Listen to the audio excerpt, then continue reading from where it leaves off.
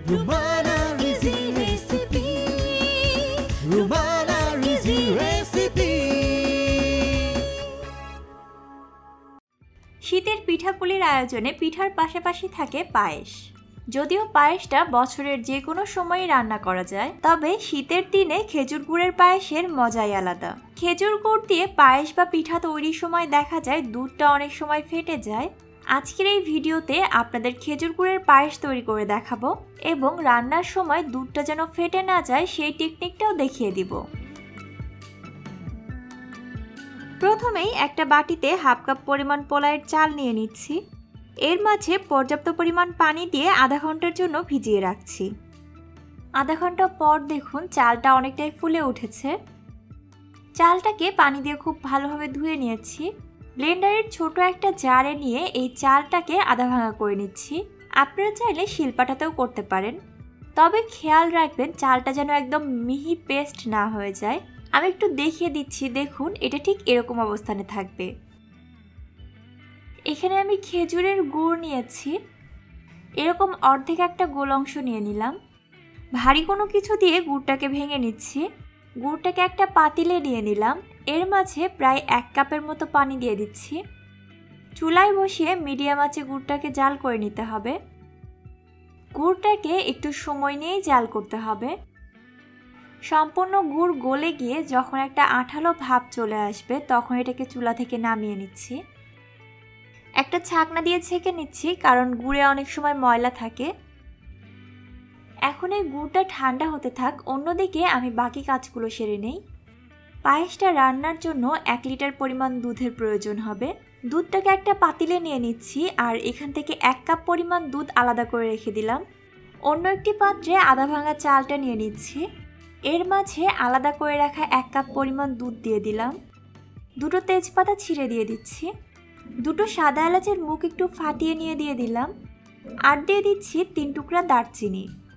এখন 2টা চুলায় জ্বালিয়ে দিয়েছি।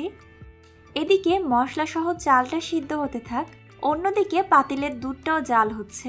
চালটাকে মাঝে মাঝে একটু নেড়ে দিচ্ছি। পাতিলের দুধটাও একটু নেড়ে দিচ্ছি যাতে করে নিচে থেকে লেগে না যায়। চুলার আঁচটা মিডিয়াম টু লোতে রেখে এভাবে চালটাকে সিদ্ধ করে নিতে হবে। যখন চালের মাঝের দুধটা শুকিয়ে আসবে তখন পাতিল থেকে কিছুটা দুধ নিয়ে এই চালের মাঝে দিয়ে দিচ্ছি। চাল আর দুধটা নেড়ে নিয়ে আবারও জাল করে নিচ্ছি। পায়েসটাকে শুরু থেকে শেষ পর্যন্তই অনবরত নাড়তে হবে, আর অন্যদিকে দুধের পাতিলটাও অল্প আঁচে চুলার উপরে বসিয়ে রাখতে হবে। এভাবে যখনই চালের মাঝে দুধটা শুকিয়ে আসবে পাতিল থেকে গরম দুধ নিয়ে এই চালের মাঝে দিয়ে দিতে হবে। এভাবে 3 থেকে 4 বারে দুধটা যোগ করতে হবে। এখন হয়তো অনেকেই ভাবতে পারেন এত ঝামেলা করার কি দরকার, একবারই সম্পূর্ণ দুধের মাঝে চালটা দিয়ে সিদ্ধ করে নিলেই তো হয়ে যায়। তো তাদের উদ্দেশ্যে বলবো, এভাবে অল্প অল্প করে দুধ জাল করলে পায়েসের মাঝে একটা ক্রিমি স্ট্রাকচার চলে আসে, কিন্তু সম্পূর্ণ দুধের মাঝে একবারে চালটা দিলে সেই ফিলটা পাওয়া যায় না।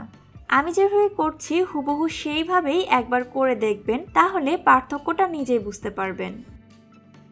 এবার গরম মশলাগুলো আলাদা করে ফেলে দিচ্ছি। পায়েসের চালটা সম্পূর্ণ সিদ্ধ হয়ে গেছে।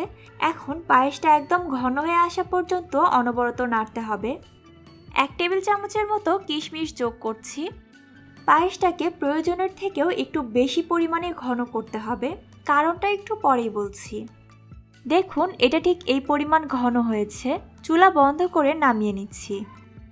চুলা থেকে নামানোর পরে 2-3 মিনিটের জন্য এভাবে নেড়ে পায়েসটাকে হালকা ঠান্ডা করে নিতে হবে।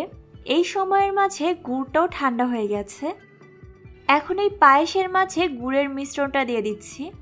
খেয়াল রাখবেন গুড় এবং পায়েসটা যেন অবশ্যই হালকা গরম থাকে।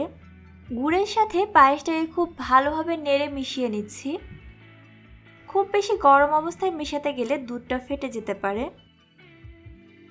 দেখুন পায়েসটাকে আমি প্রয়োজনের থেকে বেশি ঘন করেছিলাম, কারণ এটাতে গুড়ের মিশ্রণ দেওয়ার পরে আবারও খানিকটা পাতলা হয়ে যায়। আর গুড়টাকেও আমি খুব ভালোভাবে জাল করে নিয়েছিলাম, তাই এর মাঝে আর গুড়ের কোনো কাঁচা গন্ধ নেই। পায়েসটাকে আমি একটা সার্ভিং ডিশে ঢেলে নিচ্ছি। উপর থেকে কিছুটা ড্রাই ফ্রুটস ছড়িয়ে দিচ্ছি। আপনারা চাইলে সাথে সাথেই সার্ভ করতে পারেন, অথবা ফ্রিজে রেখে ঠান্ডা করেও সার্ভ করতে পারেন। এই খেজুরের গুড়ের পায়েসটা খেতে অসম্ভব মজার। আশা করি এই শীতে অবশ্যই একবার বানিয়ে দেখবেন। আজকের ভিডিওটি কেমন লাগলো তা আমাকে কমেন্ট করে জানাবেন। ভালো লাগলে অবশ্যই একটা লাইক দিয়ে উৎসাহিত করবেন। আবারও চলে আসবো নতুন আরেকটি পর্ব নিয়ে। সে পর্যন্ত সবাই ভালো থাকবেন, আমার এবং আমার পরিবারের জন্য দোয়া করবেন। আল্লাহ হাফেজ।